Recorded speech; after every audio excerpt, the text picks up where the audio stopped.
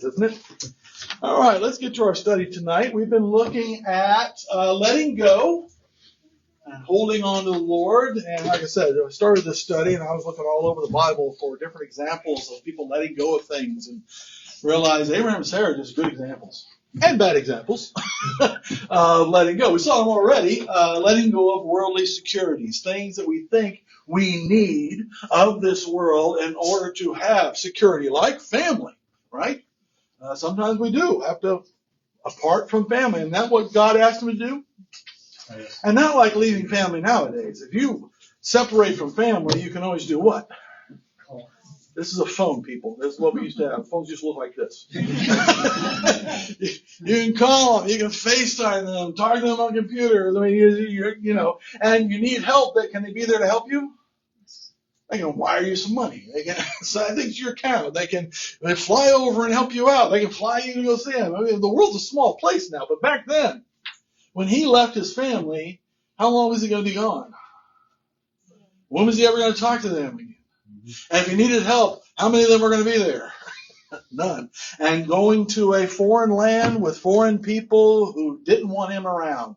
And he and Sarah said what? Okay. We will trust in the Lord. And as Hebrews tells us, he didn't go saying, okay, if I leave this security, God will give me more earthly security over here. He went knowing that he's going with God and he has a home with him forever, right? He has an eternal security. So whatever God has planned for him down here, I'll take it. Is that always easy?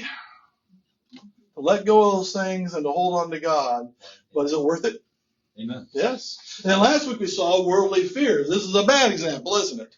Where Abraham allowed his fear, the fact that his wife was so good looking at 65 years old, that he thought people would kill him in order to take her in Egypt, and he lied about it, and she was taken by the Pharaoh, and all kinds of plagues came upon the Pharaoh's household, and it was a big mess because he allowed worldly fears. He held on to them. Now, had God made him a promise? I'm going to make you a great nation. Yet he allowed his fears to overcome him, and he decided to lie and to cheat, and that's not good, is it? Did God still bless him, though? Yes. Protected him still, because God still had a promise, right? Now, today we're going to be looking at letting go of worldly perceptions of what is good. We all have an idea of what is good, what is right, what is valuable, what is not valuable, right? What I need, what I don't need. And unfortunately, a lot of times we need to do what with those? Let them go. Because God does not see the world we do, the way we do, does he? In fact, let's go look at the example. Let's go to Genesis chapter 13, and we'll be starting in verse 1. It's a familiar part of the story where they are leaving Egypt. And somehow, when they're leaving Egypt, they have more stuff than when they left. So basically, Abraham and Sarah ended up during a drought in the land, going to Egypt and coming back with more stuff. Because God is good, right? Thus proving again, did they have anything really to fear?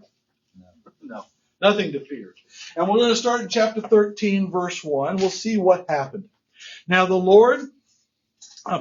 Verse chapter 13. And Abram went up out of Egypt, he and his wife and all that he had, and Lot with him, into the south of the land of Canaan.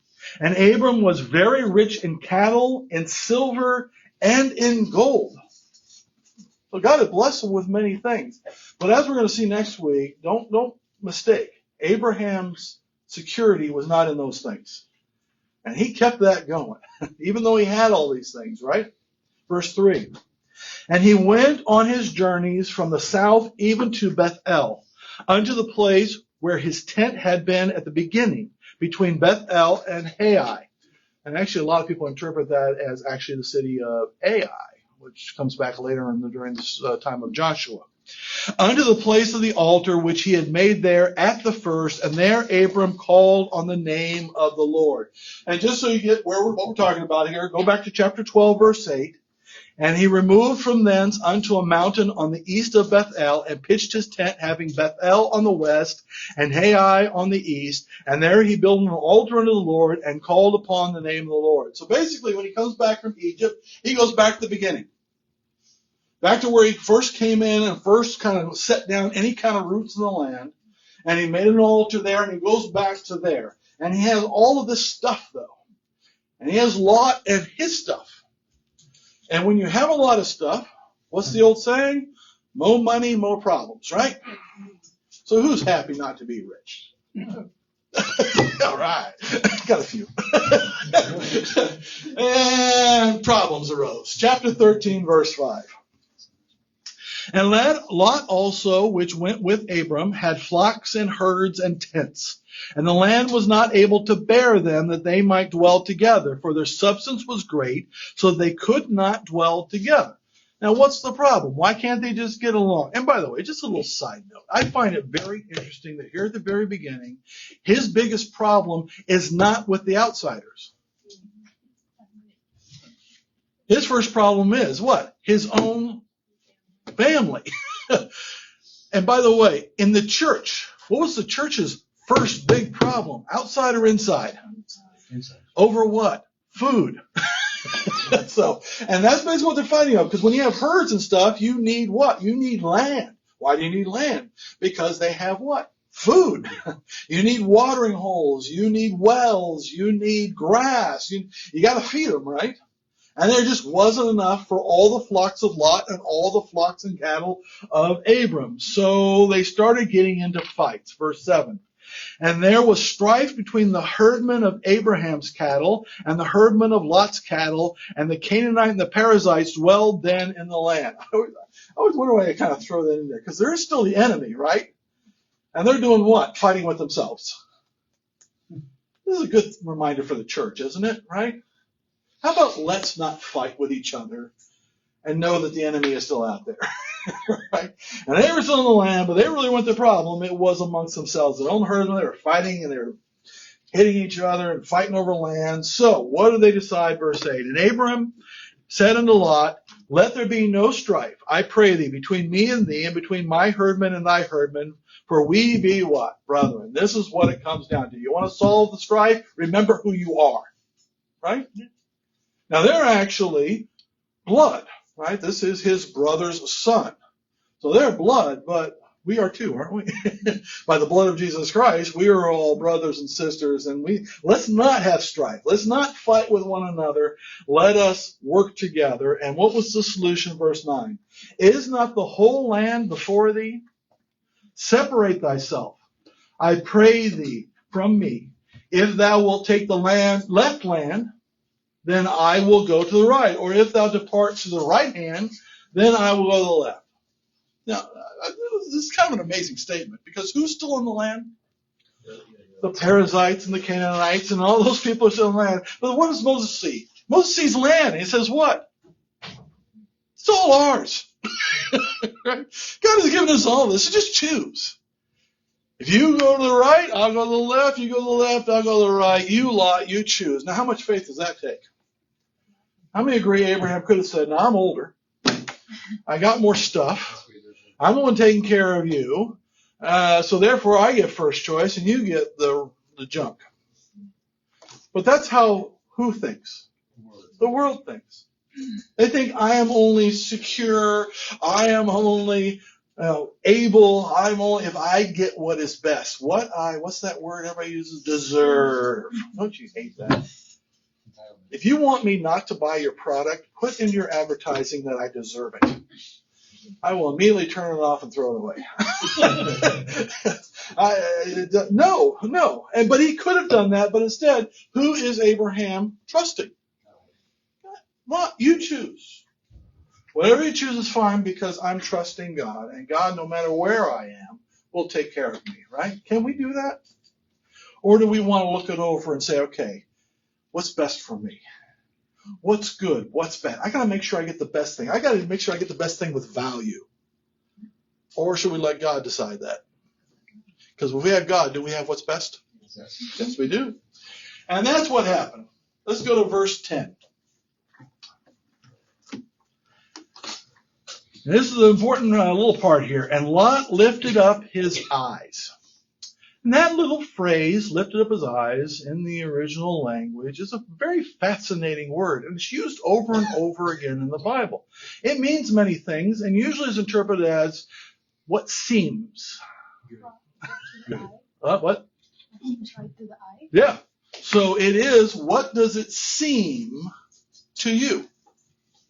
And the word seem itself is either interpreted in the Hebrew is either seems by your eyes or seems by your face. On the face of it. Both are coming down to whose perception. What I consider good by my eyes or by my thoughts and my ideas. And how long have we been getting in trouble by this? Well, we're going to see that in a minute. From the very beginning, we've been getting in trouble with our eyes. And that's when it says Lot lifted up his eyes. That's a loaded word. It means he looked at all the things in front of him, and he, by his perception, by the world's perception, by his own heart, his own mind, his own ideas, said, I think that is good. Therefore, that is what I choose. What should Lot have done? Ask God. Yeah, always pray. And this is what we got to let go. We got to let go of this idea that we know better or we can value something. We know what is best by our just looking at it, right? And that's not true. Our perceptions aren't important. What does God want, right? In fact, what did he look at? And Lot lifted up his eyes and beheld all the plain of Jordan. This is the Jordan River. I don't know if you know this, but to have grass and things like that, you have to have water. Now, out here on the East Coast, you're like, well, sure. I've been out west. Out west, if you don't have water, what do you have? Trout. Nothing. You got dirt, right? You don't have things for the cattle. You don't have places for them to drink. You don't have anything. And he looked down that Jordan River and in that valley and saw growing things, right? Trees and plains and things like that. That it was well watered everywhere before the Lord destroyed Sodom and Gomorrah. So threw that in there. So after Sodom and Gomorrah, how many ever thought about this? Have you ever looked at, like on videos of, the promised land of Israel on the news, things like that, and you just look at that and say, that looks like a dusty, deserted, terrible place. Well, evidently, before Sodom and Gomorrah were destroyed, it must have been a much nicer place because they note that here. It's like, so before you get too crazy here, the Jordan River area used to be really amazing. Before Sodom and Gomorrah got destroyed. Even as the garden of the Lord. The Jordan Valley was as the garden of the Lord, as the garden of Eden. And he looked at that with what eyes? His own eyes. His own perception, his own worldly perception, right? Like the land of Egypt, which they had just come from, right? And what they see in the land, why did Egypt have food and everybody else didn't? Well, because they have the Nile. They've got the river. They have the lushness. They have the silt coming out into the plains and just wonderful soil, right? They have all those things. It was like Egypt, which they just come from. As thou comest from Zoar. Then Lot chose him all the plain of Jordan, and Lot journeyed east, and they separated themselves, the one from the other.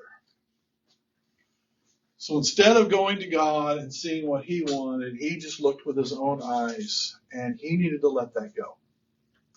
And we need to, don't just go on your gut. Don't go on the worldly wisdom. Don't go on what you think is right and what is good and what is valuable. Trust the Lord. Because what else was in the Jordan Valley? Let's see the difference. What was the reality? That's what they saw. This is what seemed good to him. But what was the reality? Let's look at verses 12 and 13. Abram dwelled in the land of Canaan, and Lot dwelled in the cities of the plain, and pitched his tent toward Sodom. But the men of Sodom were wicked and sinners before the Lord exceedingly. And that word exceedingly is more than other people. And is that it? You have to remember, the land of Canaan was filled with what? Sinners. Right? God was going to take all these people out of there because of their great sin. And he looks at Sodom and said, oh, they're even worse. They're worse than the other people. And yet, what does the perception say? That's the place to be. That they have cities, they have shopping, they got malls and movie theaters. They've got all kinds of great places. I don't know what that is. You never know, though. Sodom and Gomorrah, they had all kinds of cool things. But it had all the things that his heart desired, all the things that his wife desired, as we're going to find out. All those things, and said, that's the place for me, right? And what was Abraham stuck with? So he went east, and Abraham looked west, and saw what? The rest of the land. In fact, look what it says, verse 14. And the Lord said unto Abram, after the lot was separated from him, lift up now thine eyes, and look from the place where thou art northward, and southward, and eastward, and westward. For all the land which thou seest, to thee will I give it, and to thy seed forever. So he tells him to what? You look, but don't look with your eyes. So with your eyes, you may look at that and say, that's a lot of dusty land. Yes. That's a lot of dust. That's a lot of mountains. That's a lot of rocks. That's a lot of things. But look at it from my eyes. Look at it from God's eyes. God has given it to you. Therefore, it is what? Valuable. It is good. Because what God gives us is what? Good. Is it always what we want? Or what we think is best, or what we see is best? No. But is it always the best? Yeah. And that's what he's telling him. You look with my eyes and see that I will give you all this land. Verse 15, for all the land which thou seest, to thee will I give it, and to thy seed forever. And I will make thy seed as the dust of the earth. So if a man can number the dust of the earth, then shall thy seed also be numbered. Arise, walk through the land in the length of it, and from the breadth of it, for I will give it unto thee. Then Abraham removed his tent, and came and dwelt in the plain of Mamre, which is in Hebron, and built an altar unto the Lord. This is the other thing that he's also telling him. You're going to be a nomad. You're going to travel up and down. You're going to be going from place to place. Meanwhile, Lot, what did he say? There's a place I can settle. I can settle in. I can live in the cities. I can go down there and live with those people. My herdmen will be out there and they'll have plenty. I see stability. I see security. I see a nice living, right? And he's telling what? Abraham, you're going to go. You'll sit on Mamre, but I'm going to send you here. I'm going to send you there. I'm going to send you. And he is going to move around quite a bit. But it all belongs to who? All belongs to him because God has given it. And is it good? Is what God gives good? Amen. Absolutely. Now, this is where we need to learn from history. Those who do not learn from history are doomed to repeat it. Not just the class, but the mistakes as well. How long have we had a sight problem? Sight. From the garden. In fact, let's go to Genesis chapter 3, verse 1.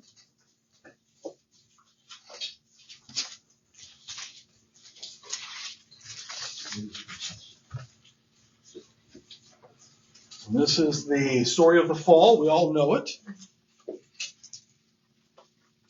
But there's this word again in here. Just like when he lifted up his eyes and he said, that looks good.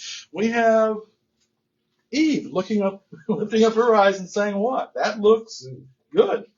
Now the serpent was more subtle than the beasts of the field which the Lord had made. And he said unto the woman, yea, hath God said you shall not eat of every tree of the garden? Aren't they all just wonderful and delicious to eat? And the woman said unto her, the serpent, we may eat of the fruit of the trees of the garden. Sure. But of the fruit of the tree which is in the midst of the garden, God has said, you shall not eat it, neither shall you touch it, lest you die. There's one tree. Do not eat that one, right? And the serpent said unto the woman, you shall not surely die. Basically, what is he saying? God is a liar. For God doth know that in the day you eat thereof, then your eyes shall be open, and you shall be as gods, knowing good and evil. And actually, a lot of that's true. He's casting it, though, as what? A good thing. He's trying to keep a good thing. This is always Satan's lie. Is to take sin and say sin is good. If you don't sin, you're missing out. God's trying to keep something wonderful away from you. Are we dumb enough to fall for that? Yeah, because we use our eyes and go by our own perception. In fact, look at verse 6. And when the woman, Eve, saw that the tree was good for food, what did she do? She saw that it was good for food. Now, wouldn't it have been helpful if God would have made it like all gnarly and ugly looking? Like, broccoli or cauliflower or something like that. We all would have been saved so much. And what? According to her eyes, it looked good to eat, and a tree to be desired to make one wise. She then what? Took it, and did eat it, and gave also to her husband with her, and he did eat. And the eyes of them both were opened, and they knew that they were naked, and they sewed fig leaves together and made themselves aprons. So by their perception, which, tricked, lied to, deceived, yes. But by their sight, they said, that looks good for me. Not just good to eat, but good for me. Should we go by the world's perception? No. How many things does this world say is good for us? Everything's consumed. Anything that looks good. Yeah, lots of money, lots of possessions, lots of cars, lots of free time, lots of this, lots of that. These are the things that are good. They make a life, right? You're not really living unless you do these things and have these things. And we look at it and say, I don't know, people in that commercial look like they're having lots of fun. Maybe I can be like them. But who knows the truth? God knows the truth. And we need to be careful and not let what seems to be good for us into our life, but only what is truly good according to who? According to God. In fact, let's go to Numbers chapter 13. Let's jump ahead. Past Abraham, past Isaac and Jacob, past Joseph, and we all know what happened where the people were taken captivity in Egypt. And who did he send to get them out of Egypt?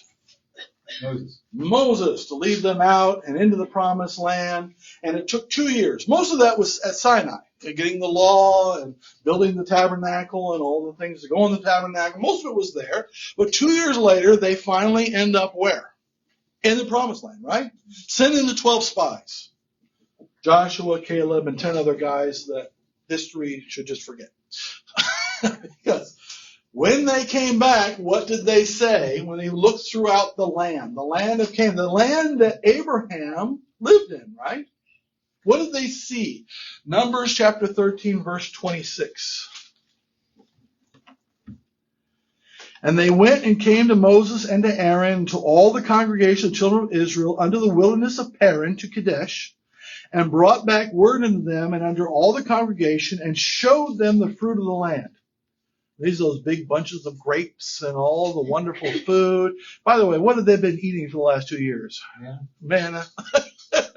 How many would have been hungry for a little dessert, nice little side salad, a little steak or something? Yeah. And they told him and said, we came unto the land whither thou sentest us, and surely it floweth with milk and honey, and this is the fruit of it. Look, right? Is it perceived to be a good land? Oh, yeah. Yeah. God said it would be. Flowing milk and honey, very prosperous, very beautiful, right? Have everything you need. Nevertheless, that's not good. 28. Nevertheless, the people be strong and dwell in the land, and the cities are walled and very great. And moreover, we saw the children of Anak there, the giants. The Amalekites dwell in the land of the south, and the Hittites and Jebusites and the Amorites dwell in the mountains, and the Canaanites dwell by the sea and by the coasts of Jordan. Right? That's where somebody used to live. Like Lot was. And Caleb stilled the people before Moses, said, let us go up at once and possess it, for we are able to overcome it. Don't go by your what? Sight. We saw it, and there is good there in our eyes, but there's also what? Impossible. Sure. Cities are too big. Armies are too big. The people are too big. We can't do it. Are they going by God's perception or the world's perception? World's perception. We can't do it. We're just a bunch of slaves from Egypt, right? Funny thing is, have they had some victories already? Yes. Had God provided them already? Yes. Had God defeated Egypt, the greatest country in the world at the time? Can God do this? But by our own perception, sometimes it seems like God can't. But God, can God? Yes. Yeah. Verse 31, but the men that went up with him, those who went with Caleb, the 10 other spies, we be not able to go up against the people, for they are stronger than we. And they brought up an evil report of the land which they had searched unto the children of Israel, saying, the land through which we have gone to search it is a land that eateth up the inhabitants thereof, and all the people that we saw in it are men of great stature. And there we saw the giants, the sons of Anak, which come of the giants, and we were in our own sight. That's where that word, same kind of word. By our perception, what seems to us as grasshoppers, and we were in their sight. Greatest story, though. You guys know what happened 40 years later when they came into the land, and Joshua turned to Caleb and said, what land do you want? God says you can have anything you want. Anybody know what 80-something-year-old Caleb said? I want the land with the giants. I want Hebron. I want that area over there. I want the place with the most giants possible. And he and his sons did what? Drove them out. And they ended up coming more towards the Philistine area, those that were left, which we're still in trouble with today. So, not the giants, but the people. So what seems, right? Not seems to us to be good. Not what seems to us to be impossible. Let go of your own perceptions and your own ideas and trust who? Trust God as to what is good and what is possible. In fact, let's go to Joshua chapter 24. They had conquered the land. Yay! Took them 70 years. 7 years. 7 years after they wandered around the desert for 40. So what should have been a 2-year and then take the land became a 40-year and then take the land. And they controlled it. They didn't drive everybody out yet. So everybody got their land area, and they were all supposed to go back and take care of things, right? And here Joshua, he's coming to the end of his time, and he sits the entire people down and says, listen, guys, go and do your job. God is with you. Be strong, be courageous, right? Just like in the beginning. Go and drive them out, and God will bless you. Right? But you have a decision to make, don't you? Joshua 24:15 says what? And if it seem, guess what word that is? And if it looks to you like it is evil to serve the Lord, choose you this day whom you will serve. Why would it be evil to serve the Lord? Well, don't ask me. We do it all the time. Because they're going to get in the land, and he knows. Does God know what's going to happen? Oh, yes. By the way, does Joshua know what's going to happen? Yes. God already told Moses and Joshua what was going to happen. They're going to get in the land, they're going to get fat and happy, and they're going to start going after other gods, and he's going to have to punish them. He knows this. But what's the problem? Their perception. Right? Is it worth it to serve the Lord? Or is it better to serve other gods? Is it better just to kind of let the people slide and serve their gods? And, we sit there and say, well, how could they do that? They're idols and things like that. But do people still today choose to serve other things other than God? Even sometimes God's people choose to serve other things other than God. He lays it out. I love the way he lays it out. Choose this day whom you will serve, whether the gods which your fathers served, which were on the other side of the flood, or the gods of the Amorites, in whose land you dwell. Losers, right? You can follow the losers if you want. But as for me and my house, we will what? Serve the Lord. Serve the Lord. We have to make that choice, right? Not what seems right. And at that time, it was pretty easy for that first generation to say, well, I saw what God did. I saw him take care of all those things, right? And that generation did a pretty good job. They got rid of the idols, and they went and took the land, other than Dan. Dan did a terrible job. That tribe is... But everybody else, they kind of went and they took the land, and they did a good job, but the next generation, what? Did what was right in their own eyes. Isn't that the problem? They did what seemed right with them. Doesn't it seem better just to kind of get along with people? Doesn't it seem better just to kind of compromise a little bit here and there? Doesn't it seem okay just to kind of do a little bit? That's the problem, isn't it? In fact, look at Judges chapter 3, verse 5. A couple pages over.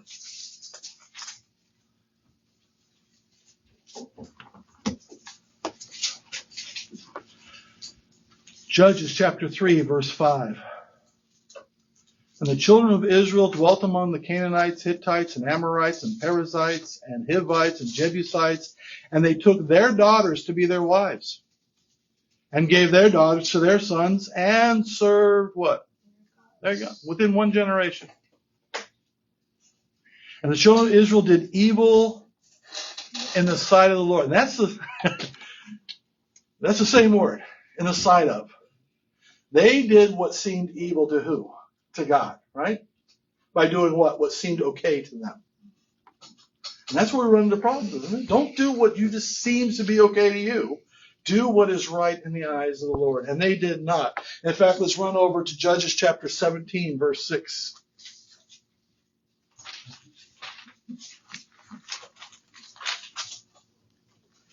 And this is a phrase that is quoted several times in Judges. 17 verse 6, in those days there was no king in Israel, but every man did what was right in his own eyes. Is that good or bad? In fact, there was a time before Moses and before Abraham when everybody just did what was right in their own eyes, and that led to the flood. So, right? And we're back to that again, aren't we? And what's going on today out there? Whatever seems right unto man. But what do God's people make sure they're doing? Not what seems right to them, not what seems good for us, not what seems okay, but what is right in God's eyes, right? And that's the challenge, isn't it? Because when we start doing it, what ends up? We end up with a lot of problems, right? Now, they read that verse. There was no king in the land. Therefore, everybody did what was right in their own eyes. Said, we see the problem. What was their solution? We need a king. That's right. If we have a king, then everybody won't be doing what's right in their own eyes, and everybody will follow the Lord. Right? No. It's not the setup that's the problem. It's the hearts of the people, isn't it? In fact, let's go to 1 Samuel chapter 8.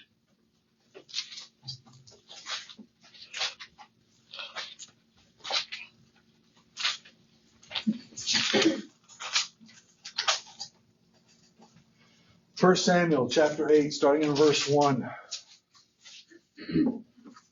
This is toward the end of Samuel's reign as the last judge, and who will become the first prophet to the king. 1 Samuel chapter 8, verse 1. It came to pass when Samuel was old that he made his sons judges over Israel. Now the name of his firstborn was Joel, and the name of his second Abiah. They were both judges in Beersheba. And his sons walked not in his ways, but turned aside after lucre. Cash, money, right? Went after their own benefit and took bribes and perverted judgment. Then all the elders of Israel gathered themselves together and came to Samuel in Ramah and said unto him, Behold, thou art old, and thy sons walk not in thy ways. Now make for us a king to judge us like the other nations. But the thing displeased Samuel when they said, Give us a king to judge us. And Samuel prayed unto the Lord. And all this comes down to what? They perceived, and they saw what seemed right to them was to be like who? What did they want? Who did they want to be like? Like the other nations, right? We want to be. That will solve our problem. Did God say that would solve the problem? No, in fact, He said that will lead to many, many other problems, right? But they went ahead anyways, didn't they? And they said, it seems right in our eyes that we should have a king. Somebody we can, what do you do with a king? You see them, right? We will see him riding out before us. We will see him leading us into battle. We will see him and his example, and we will follow the Lord. Is that the way it works? Who should we be following? The true king, the one you can't see, per se. In fact, let's go to 1 Samuel chapter 16. By the way, who was the first king of Israel? Saul. How did he do? Anybody remember his greatest qualification for king? He looked like a king. He just seemed like a king, right? Actually, not by his actions. He was hiding amongst the luggage when they called him out. And he had a rough start, but he actually did a pretty good job early on. And he did lead the people, and people liked it. And people's like, it's a king. We can follow that guy. He looks like what we need, right? It seems right to have him. How did it turn out for them, though? Lost everything. No, he lost everything. Lost the Holy Spirit even. Spirit of God left him, and he just. So who did God then choose? David. 1 Samuel chapter 16, verse 7.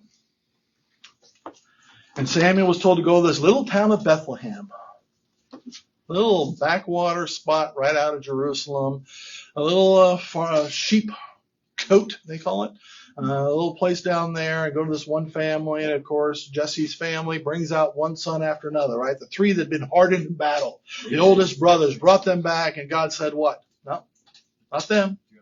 And then another one, and then another one, and then another one, and another one. It's like all seven of them who were there. It was like, oh, you got another one? So, we got the little guy out there taking care of the sheep. And what did God see? Chapter 16, verse 7.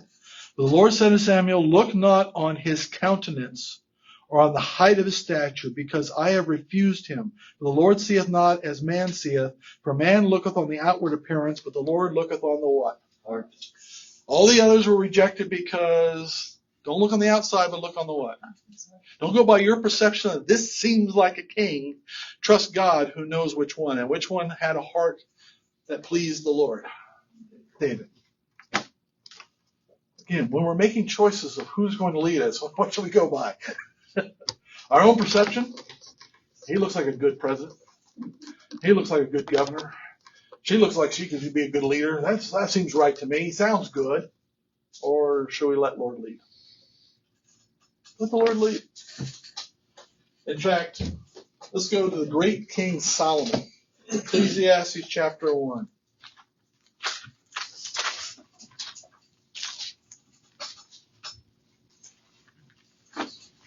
The son of David who was chosen,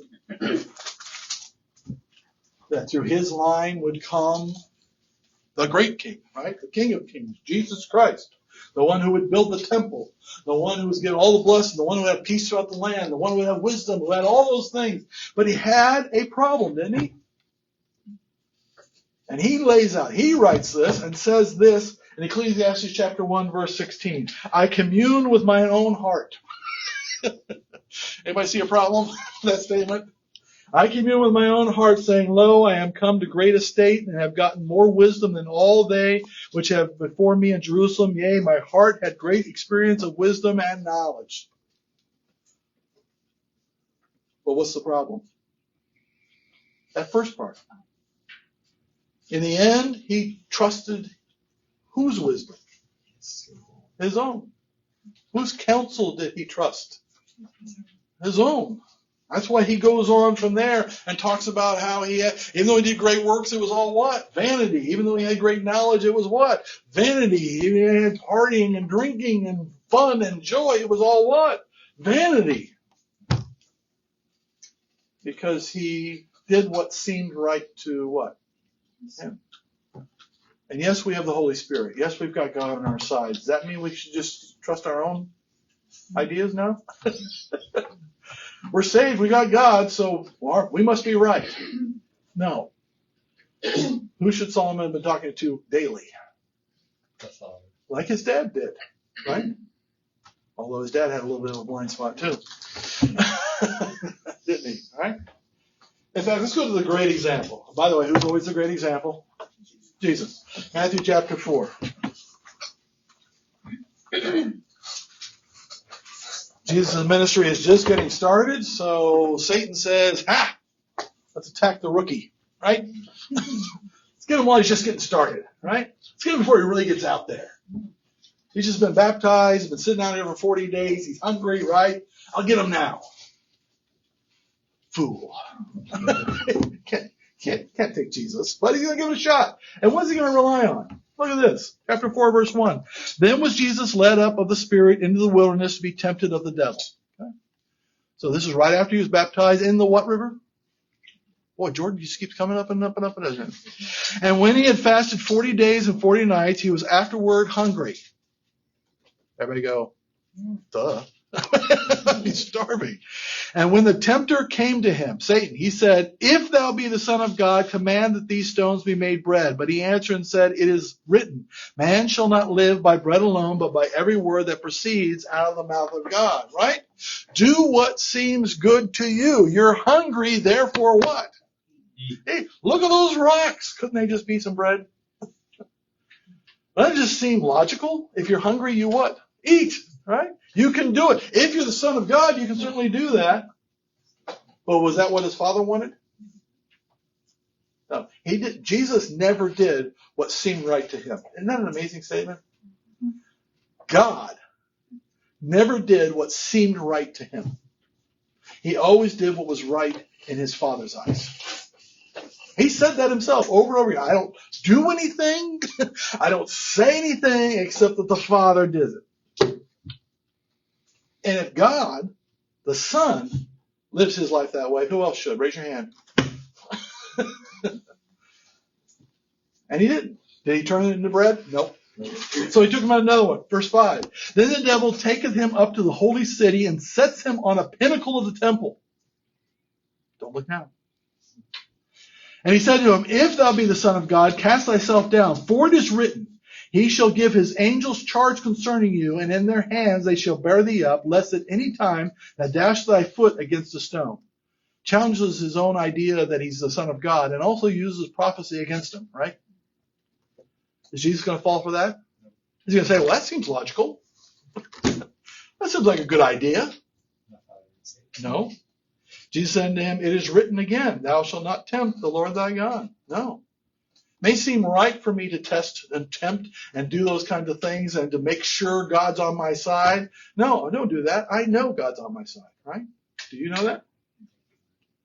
And the last one, verse 8, again, the devil taketh them up into an exceeding high mountain. I don't know what mountain this is, but he can see everything. And showed him all the kingdoms of the world and the glory of them, and said unto him, all these things will I give thee, if thou wilt fall down and worship me. And in this one specifically, he says, use your what? Eyes. Do what seems right to you. Is he the King of Kings? Will he rule the world? Yes. Wouldn't it be easier than going to that cross thing? Dying and going, wouldn't it be easier just to go ahead and bow down for me and I'll give you everything you need? Doesn't that seem right? No, it's not right. Jesus said unto him, it is written again, thou shalt not, verse 10, sorry. Then said Jesus unto him, get thee hence, Satan, for it is written, thou shalt worship the Lord thy God, and him only shalt thou serve. I will serve no other. I don't care what it seems to me, what seems easier to me, what seems good to me, what I think, what I'll do. I will do what the Lord wants me to do. Is that a good way to do it? Yes. Let go of your own perceptions, your own gut instincts, your own ideas, the world's ideas, what they think is right, what they seem is right, and seek the Lord. That's what we have to do. And in fact, one more place. Let's go to Proverbs real quick. Proverbs chapter 12.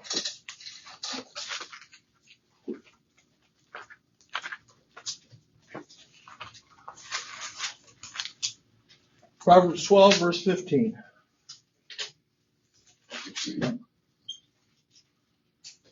The way of a fool is right in his own eyes. You want to be a fool? Do what you think is right. But he that hearkeneth unto counsel is wise. What kind of counsel should we be hearkening to? Good counsel, right? Godly counsel. The word of the Lord. Seek his way, right? Seek what he thinks is right. That is the better way. And one we're very familiar with, chapter 14, verse 12. There is a way which seemeth right unto a man. And that's the same word as looked and see and all those kinds of words. It's the same one. It seems right unto a man, but the end thereof is the ways of death, right? We cannot trust our own perception. Let go of that.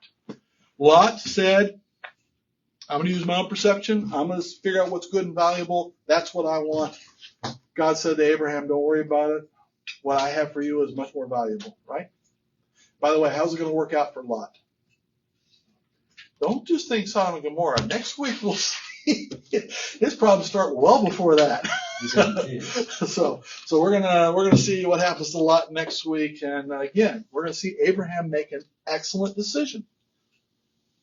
His decision is going to be, I'm not going to take the things of this world. I'm going to trust in the Lord. So we're going to see that next week. Okay?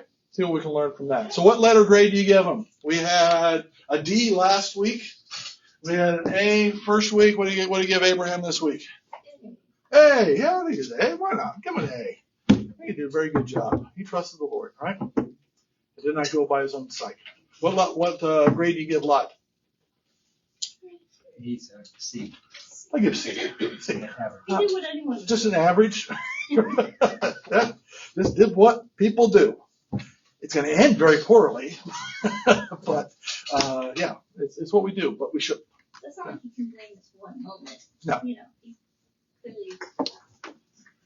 Yeah. All right, let's pray.